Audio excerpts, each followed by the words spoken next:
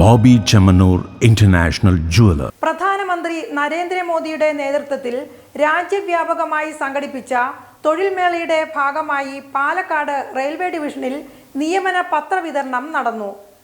പ്രധാനമന്ത്രി നരേന്ദ്രമോദിയുടെ നേതൃത്വത്തിൽ രാജ്യവ്യാപകമായി സംഘടിപ്പിച്ച തൊഴിൽ മേളയുടെ ഭാഗമായി പാലക്കാട് റെയിൽവേ ഡിവിഷനിൽ നിയമന പത്ര വിതരണം നടന്നു. മെയ് 23-ന് വീഡിയോ കോൺഫറൻസ് വഴി പ്രധാനമന്ത്രി തൊഴിൽ മേള ഉദ്ഘാടനം ചെയ്തു. രാജ്യത്തെ 47 കേന്ദ്രങ്ങളിലായി നടന്ന പരിപാടിയുടെ ഭാഗമായി പാലക്കാട് ഡിവിഷനിലെ ചടങ്ങ് റെയിൽവേ കല്യാണ മണ്ഡപം ഹേമാംബിക നഗർ റെയിൽവേ കോളനിയിൽ സംഘടിപ്പിച്ചു. കേന്ദ്ര പേഴ്സണൽ ആൻഡ് ട്രെയിനിംഗ് വകുപ്പ് ഏകോപിപ്പിച്ച ചടങ്ങ് പാലക്കാട് ഡിവിഷൻ സംഘടിപ്പിക്കുന്ന 4ാമത്തെ തൊഴിൽമേളയായിരുന്നു. രാജ്യത്തെ വിവിധ കേന്ദ്ര സർക്കാർ വകുപ്പുകളിലേക്കും അനുബന്ധ സ്ഥാപനങ്ങളിലേക്കുമായി 51,000-ത്തിലധികം നിയമന പത്രങ്ങൾ വിതരണം ചെയ്യുന്നതാണ് ഈ തൊഴിൽമേളയുടെ പ്രധാനപ്പെട്ട ലക്ഷ്യം.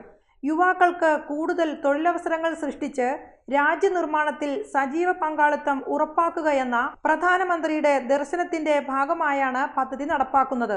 രാജ്യത്താകമാനം ഇതുവരെ 10 ലക്ഷത്തിലധികം നിയമന പത്രങ്ങൾ തൊഴിൽമേള മുഖേന വിതരണം ചെയ്തതായി അധികൃതർ അറിയിച്ചു. പാലക്കാട് നടന്ന ചടങ്ങിൽ കേന്ദ്ര ഭാരവാഹി വ്യവസായ സ്റ്റീൽ മന്ത്രി HD കുമാരസ്വാമി മുഖ്യാതിഥിയായി പങ്കെടുത്തു. Palakkad Gati Shakti chief project manager S Jayakrishnan, additional divisional railway manager Jerin G Anand എന്നിവരും മറ്റ് ജനപ്രതിനിധികളും മുതിർന്ന റെയിൽവേ ഉദ്യോഗസ്ഥരും ചടങ്ങിൽ സന്നിഹിതരായി. പാലക്കാട് ഡിവിഷനിൽ ആകെ 138 ഉദ്യോഗാർത്ഥികൾക്കാണ് നിയമന പത്രങ്ങൾ വിതരണം ചെയ്തത്.